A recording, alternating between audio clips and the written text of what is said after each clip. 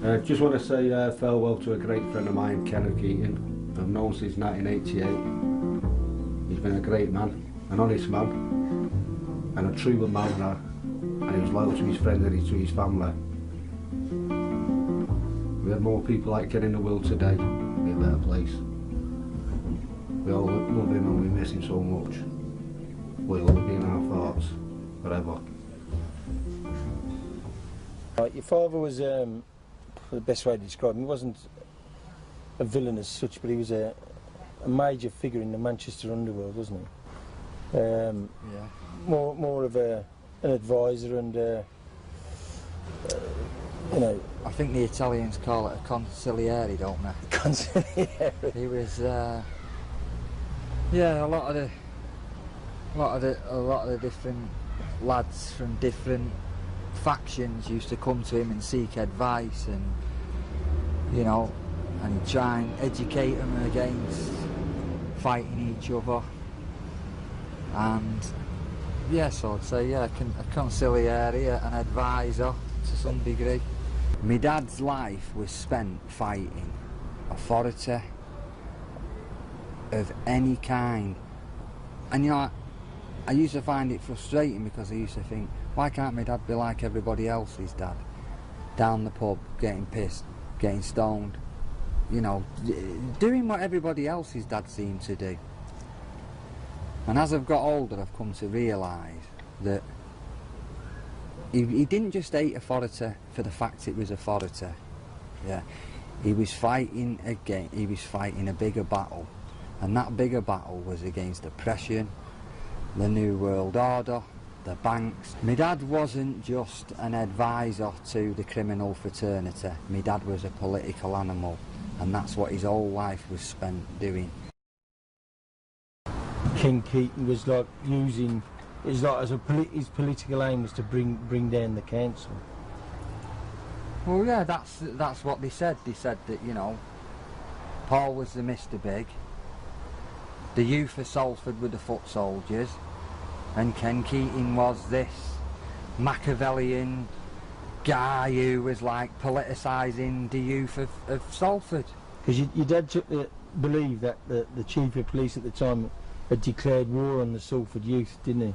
He did declare war on Salford youth. I was there, I was at that meeting, and Inspector Jim Tumner stood up and he pointed right out to everybody that was in that audience, and he went, I'm telling you now, you will not win. GMP is declaring war on you scum. That's what he said. And that week there was several police cars burnt and quite a lot of rioting, wasn't there? Well, he was indeed, yeah. But you know, when you've got, look... And Salford police had to leave the streets to Salford youth for a time, didn't they? There was no go areas in Salford. At the end of the day, look, for all the rights and wrongs of people that are named, people that aren't named, yeah, the bottom line is, statistically, Salford was a lot safer then than it is now, because certain quarters, yeah, educated by me dad and in agreement with me dad, said no crack, no smack, no hard drugs in Salford. Burglars. If somebody was found to be burgling or known to be burgled, they were spoken to. If somebody was selling hard drugs, they were spoken to. Essentially your father and others had assumed the role of the police, really. They were policing Salford.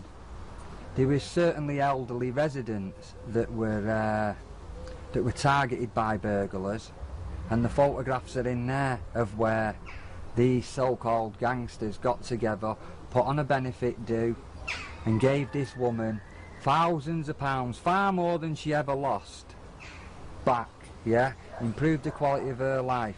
Family, right near Christmas, a family's house burnt down, yeah? Now, these so-called criminal elements then went out and they spoke to local businesses, yeah? And don't misinterpret it, the word spoke to. There was no leaning on, no protection. They went out and they said, this family here has been burnt out. Now, to do you some good, publicly, if you know, it's right before Christmas, they've got no presents, give them A donation.